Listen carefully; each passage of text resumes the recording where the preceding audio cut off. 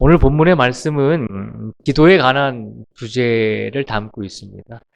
예수님께서 오늘 이 사건이 일어나기 바로 전날에 길을 가시다가 배가 고프셨어요. 배가 고프셔서 길가에 있는 무화과 나무가 잎이 무성하니까 열매가 열린 줄 알고 다가오셨는데 열매가 없었어요. 그래서 그 전날에 예수님께서 이 무화과 나무를 저주하셨어요. 입이 무성하기만 하고 사람들이 열매를 먹고 좀 배를 채워야 되는데 열매를 맺지 못하는 그 무화과 나무를 보면서 열매를 맺지 못할 것이다 라고 오늘 이 사건이 일어나기 바로 전날에 무화과 나무를 저주하신 후에 이제 하루가 지나서 그 무화과 나무를 다시 지나가고 있는데 예수님의 제자들이 가만히 보니까 예수님이 말씀하신 대로 그 무화과 나무가 말라 버렸거든요. 그래서 예수님께 호들갑을 떨면서 베드로가 예수님께 이야기하고 있는 것이 오늘 본문의 사건입니다. 20절과 21절 말씀을 제가 다시 한번 봉독해 드릴게요. 20절과 21절을 보면요. 그들이 아침에 지나갈 때에 무화과 나무가 뿌리째 마른 것을 보고 베드로가 생각이 나서 여짜오되 랍비여 보소서 저주하신 무화과 나무가 말랐나이다. 아멘. 베드로가 예수님께 호들갑을 떨면서 보고를 하잖아요. 예수님께서 어제 저주하신 이 무화과 나무가 말랐습니다. 라고 놀라면서 예수님께 보고를 하죠. 베드로가 예수님께 이 무화과 나무가 마른 것에 대해서 이야기한 것은 그 이유가 뭐냐면 예수님께서 저주를 하셨더니 그 무화과 나무가 하루 만에 다 말라 버렸다는 것입니다. 예수님께서 말씀하신 대로 놀랍게도 신비하게도 기적과 이적이 일어났다는 것입니다. 그러니까 21절에 보면 베드로가 예수님께 랍비여 보소서 저주하신 무화과 나무가 말랐습니다 라고 하는 이 말은 베드로는 지금 어디에 초점을 맞추고 있나요? 어디에 초점을 맞추고 있냐면 예수님께서 말씀하셨더니 이 나무가 말라 버렸다. 그러니까 그 결과에만 집중을 하고 있는 것이거든요.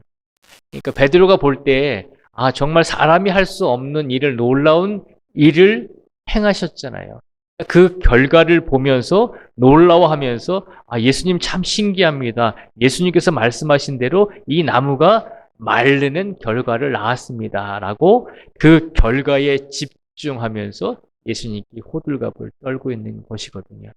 그랬더니 예수님께서 베드로에게 뭐라고 말씀하시냐면요. 22절의 말씀을 저희가 같이 읽어보겠습니다. 22절입니다. 시작. 예수께서 그들에게 대답하여 이르시되 하나님을 믿으라. 아멘. 예수님께서 대답을 해주시는데 뜻밖의 대답을 해주시잖아요. 예수님, 이 무화과 나무가 말랐습니다. 예수님이 보시니까 베드로가 그 무화과 나무가 마른 결과에만 초점을 맞추고 집중을 해서 호들갑을 떨고 있거든요. 근데 예수님께서 하시는 말씀이 뭐냐면 이 말씀을 딱 한마디 하세요. 하나님을 믿으라는 것입니다. 이 말은 무슨 말일까요? 하나님을 믿으라. 기도의 결과, 예수님께서 저주하신 그 결과에 집중하지 말고 그 결과가 일어날 수 있도록 해주시는 하나님의 능력을 왜 보지 못하느냐라고 하는 것입니다. 그렇잖아요. 우리가 기도하고 우리가 간구하고 우리가 응답 받았을 때 우리가 어디에 초점을 맞추죠? 대부분의 우리들은 결과에 초점을 맞추잖아요. 우리 가족이 아파서 간절하게 울부짖었더니 우리 가족이 나았습니다. 그러면 나았다는 그 기쁨에 집중하잖아요. 우리 자녀들이 좋은 학교에 좋은 대학에 입학하기를 원합니다. 라고 기도했더니 합격이라고 하는 결과를 얻었습니다. 그러면 그 결과에 가장 먼저 집중하잖아요. 그런데 예수님께서 오늘 예수님께서 무화과 나무가 말릴 것이다 라고 하신 그 선포, 그것은 하나님께 드리는 기도와도 마찬가지거든요. 하나님 이 무화과 나무가 마르기를 원합니다 라고 하는 기도이며 간구셨거든요. 그런데 베드로가 집중했다는 것은 결과만을 놓고서 집중을 했다는 거죠.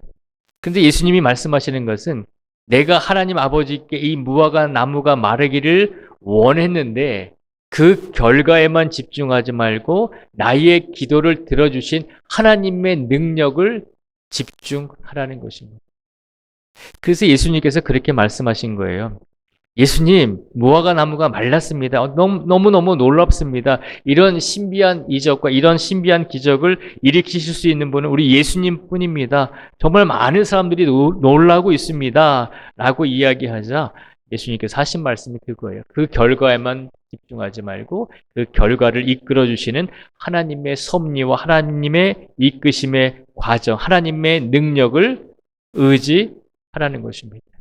그러니까 기도의 결과가 중요하기도 하지만 그 기도의 결과를 주시는 하나님의 능력, 기도의 능력을 더 의지하라는 것입니다.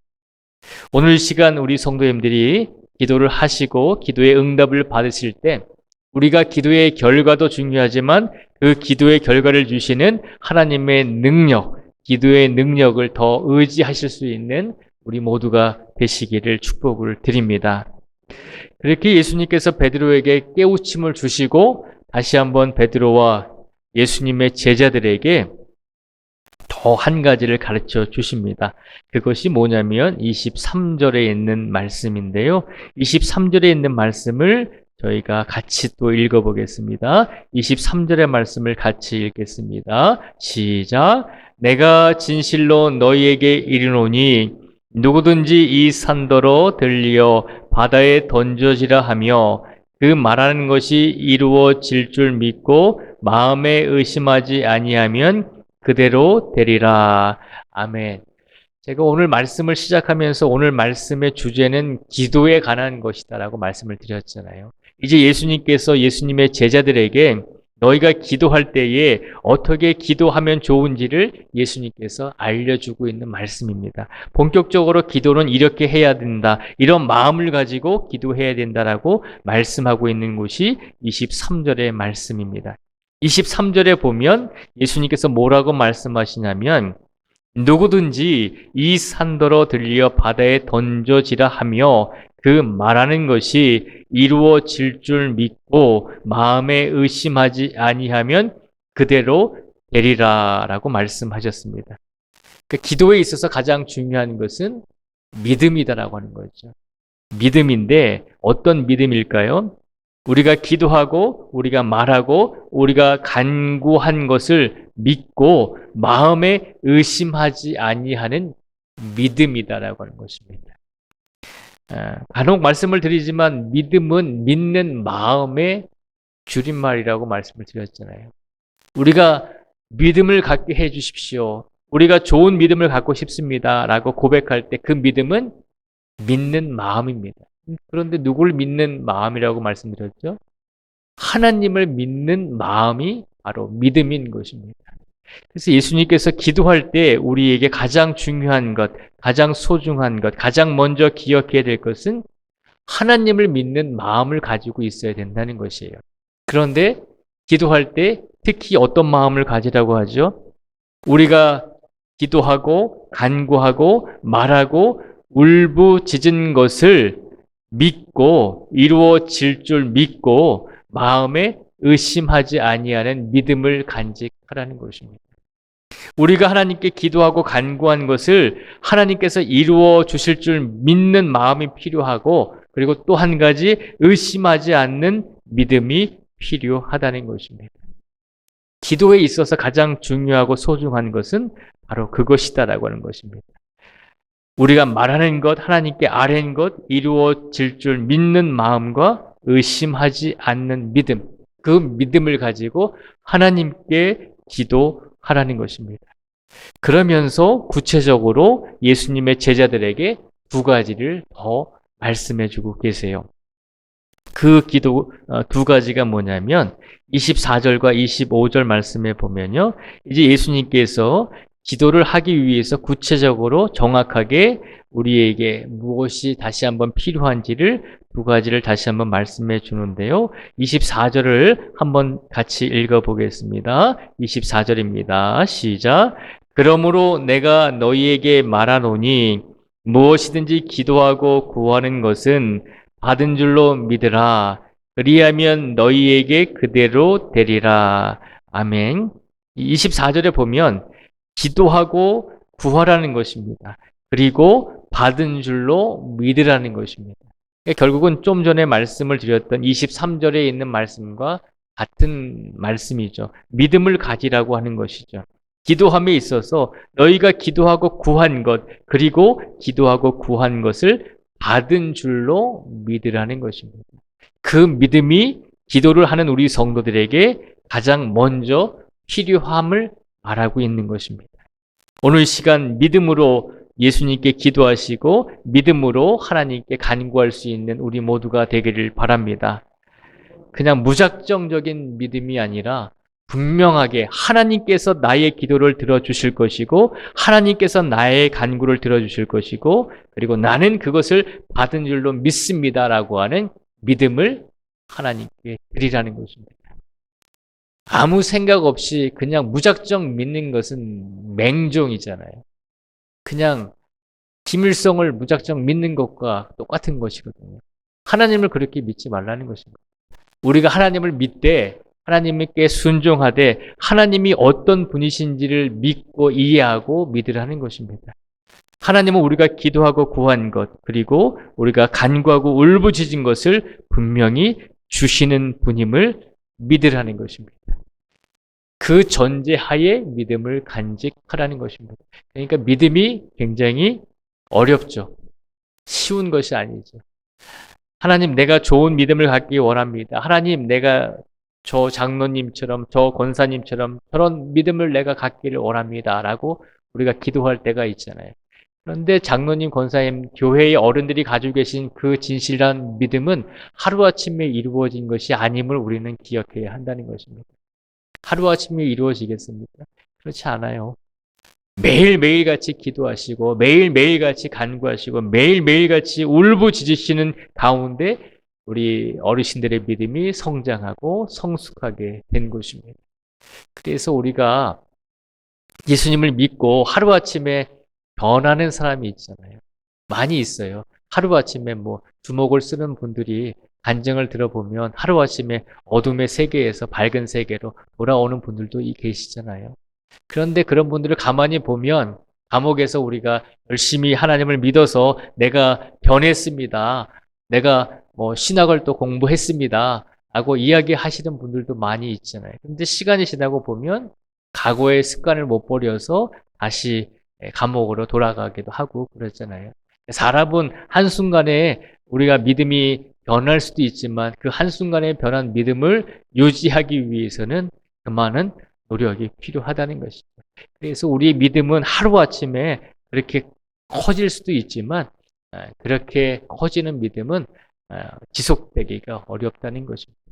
그래서 우리 교회에서 어른들이 가지고 계신 그 믿음을 가만히 보면 끊임없이 기도하시고 끊임없이 예배드리시고 끊임없이 간구하시잖아요. 그만큼 열심히 그만큼 많은 시간을 기도하고 간구함으로 인해서 우리의 믿음이 조금씩 성장할 수 있게 된다는 것입니다. 어찌되었든 예수님께서 기도하고 간구할 때에 믿음을 간직하라는 것입니다. 맹목적인 믿음이 아니라 하나님께서 우리의 기도를 들어주시고 분명히 이루어 주실 것이다라고 하는 이해되는 그 믿음 그리고 그 전제 아래 그 믿음을 가지고 기도하고 간구하는 성도가 되라는 것입니다. 그리고 두 번째로 제자들에게 말씀하신 것이 있습니다. 두 번째로 기도할 때 구체적으로 어떤 것을 갖기를 원하셨냐면 25절에 있는 말씀을 통해서 우리에게 알려주고 계십니다. 25절의 말씀을 같이 한번 또 읽어보겠습니다. 25절입니다. 시작. 서서 기도할 때에 아무에게나 혐의가 있거든 용서하라. 그리하여야 하늘에 계신 너희 아버지께서도 너희 허물을 사하여 주시리라 하시니라. 아멘. 두 번째로 예수님께서 기도하는 성도들에게 원하셨던 것은 무엇인가요? 25절에 보면 용서하라는 거예요. 뜬금없이 믿음을 간직하라라고 하는 것까지는 좋은데 기도함에 있어서 뜬금없이 예수님께서 두 번째로 우리에게 원하시는 것은 이웃을 용서해 주라는 거예요. 이웃을 용서해 주라는 것은 우리에게 상처를 주고 아픔을 주고 우리에게 잘못한 사람들이 있잖아요.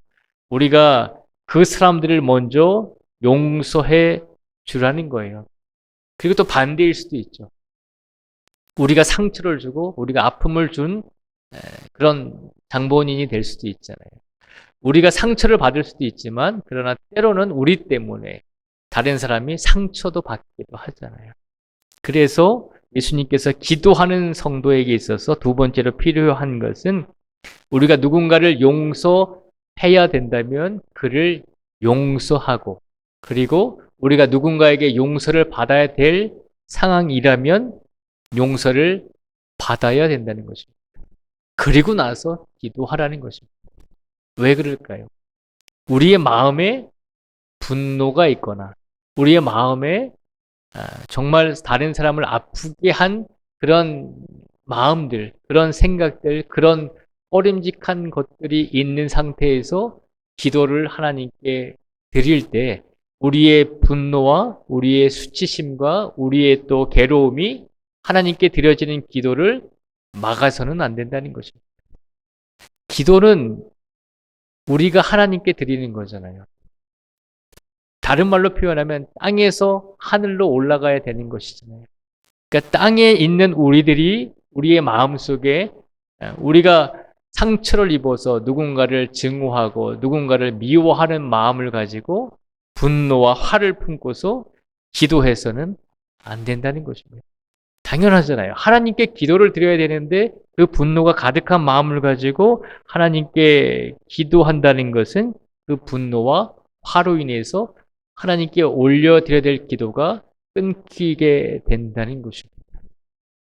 우리가 화난 상태에서 우리가 마음이 편안하지 않은 상태에서 누군가에게 아픔을 주고 괴로움을 주었다면 그런 상태에서 우리가 기도할 때 우리는 온전한 기도를 하나님께 드릴 수는 없다는 것이죠. 물론 하나님께 회개 기도하고 하나님께 잘못을 뉘우치는 기도를 하는 것도 중요하지만 그러나 예수님께서 말씀하시잖아요.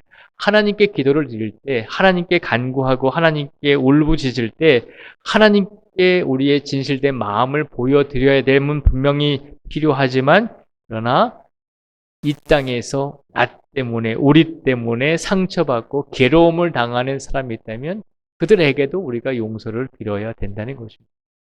하나님과 우리와의 관계가 좋다면 우리와 이웃과의 관계 속에서도 평화와 화목을 이루어야 한다는 것입니다. 하나님과 우리의 관계만 좋다고 이웃과 우리와의 관계는 나쁜데 그런 상태에서 기도하지 말라는 것입니다. 할 수만 있으면 하나님과의 관계도 좋은 상태에서 기도하시고 우리가 이웃과의 상황 속에서 우리가 좀 부족하고 우리가 상처 입고 상처를 준 일이 있다면 아직 이웃과 풀리지 않은 것이 있다면 그것을 먼저 해결하고 그 다음에 기도하라는 것입니다. 예수님께서 두 가지를 말씀하셨어요. 기도하고 간구하고 울부짖을 때 너희들은 가장 먼저 기도하고 구하고 그리고 받은 줄로 믿는 믿음이 필요하다는 것입니다. 또 한 가지 하나님과의 관계 속에서 좋은 관계를 맺었다면 이제는 수평적으로 이웃과 나와의 관계, 우리와 이웃과의 관계, 우리와 가족과의 관계, 우리와 다른 사람과의 관계 속에서도 평안을 이루어야 한다는 것입니다. 그 관계 없이 하나님한테만 수직적으로 기도하는 것은 올바른 기도가 아님을 예수님께서 선포하고 있는 것입니다. 오늘 시간 예배 드리시는 우리 성도님들 마음속에 혹여라도 인간적인 분노와 또 인간적인 화가 혹시 있는 상태에서 하나님께 예배 드리지는 않는지 우리 자신을 한번 되돌아보라는 것입니다. 우리가 매 주마다 매 주일마다 예배드리고 수요일마다 예배드리고 새벽마다 예배를 드릴 때 우리가 한결같은 마음으로 나오면 좋지만 그렇지 못할 때도 있잖아요. 가정에서 안 좋은 일도 있을 수 있고 사회에서 안 좋은 일도 있을 수 있잖아요. 그런데 우리가 가급적이면 예배 드리러 나오는 우리들이 우리의 마음뿐만 아니라 우리의 육체적인 관계 속에서도 좋고 평안한 관계를 유지하면서 예배를 드리고 기도를 드릴 수 있는 성도가 되라는 것입니다. 그래서 분명히 기억해야 할 것은 하나님과의 관계를 분명히 중요하게 생각하시고 그리고 이웃과의 관계 또한 그만큼 중요하다는 것을 기억할 수 있는 우리 성도들이 되기를 주님의 이름으로 축복을 드립니다. 예수님께서 왜 이 두 가지를 이렇게 말씀을 해 주셨을까요?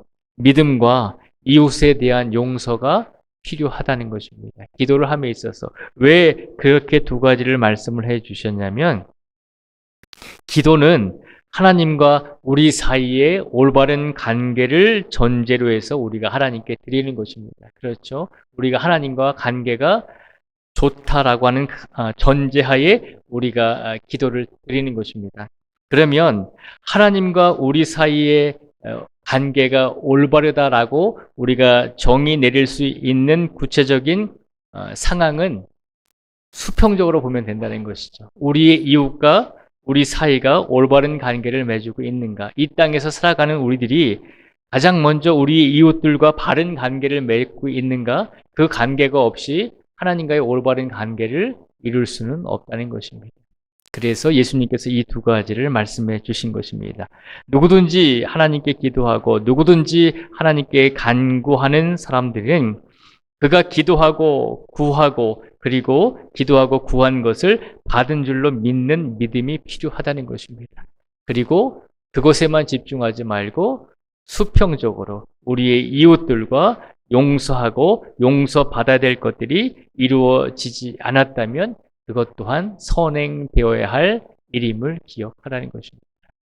그래서 교회 안에서 비춰지는 우리의 모습과 가정 안에서 비춰지는 우리의 모습, 그리고 사회 안에서 비춰지는 우리의 모습이 각각 다르면 안 되잖아요. 그래서 우리가 교회 안에서 비춰지는 모습과 사회 안에서 비춰지는 모습, 그리고 가정 안에서 비춰지는 모습이 각기 다른 사람들이 있잖아요. 그래서 우리 자녀들이 엄마는 왜 교회에서 하는 거랑 집에서 하는 거랑 틀려라고 그렇게 이야기하기도 하잖아요. 우리가 어쩔 수 없이 사회에서 삶을 살아갈 때 어쩔 수 없이 써야만 되는 사회적 가면이 있습니다. 사회 안에서 내가 이런 모습으로 비춰지기를 원하는 마음 때문에 내 마음은 그렇지 못한데 그 모습을 보이려고 자꾸 그렇게 사회적인 가면을 쓰고 살아갈 때가 많이 있다는 거죠. 교회 안에서도 그런 가면을 쓰고서 신앙생활을 할 때가 종종 있다는 거죠. 나는 목사니까, 나는 뭐 항존직이니까 이렇게 보여줘야 돼라고 하면서 나는 그렇게 살지 못하는데 그렇게 보여지려고 자꾸 가면을 쓰게 된다는 것이죠. 그런데 얼마나 힘들겠습니까? 예수님께서 말씀하십니다. 우리의 이웃과의 관계 속에서도 진실된 마음으로 있는 그대로를 사랑하고 용서를 해줘야 될 것이 있으면 용서해주고 그리고 용서를 받아야 될 것이 있으면 용서를 받으면서 그렇게 진실되게 그런 모습으로 하루하루를 살아가라는 것입니다. 그리고 나서 하나님을 향한 간절한 믿음을 가지고 하나님께 기도하고 간구하고 울부짖는 성도가 되라는 것입니다. 용서와 하나님에 대한 믿음을 간직한 채 울부짖고 기도하는 성도들에게는 하나님께서 분명히 기도의 응답을 더하여 주신다는 것입니다. 오늘 시간 우리 성도님들 마음속에 이웃을 향한 용서가 그리고 하나님을 향한 간절한 믿음을 가지고 하나님께 오늘 이 시간 간절하게 기도할 수 있는 우리 모두가 되시기를 주님의 이름으로 축복을 드립니다.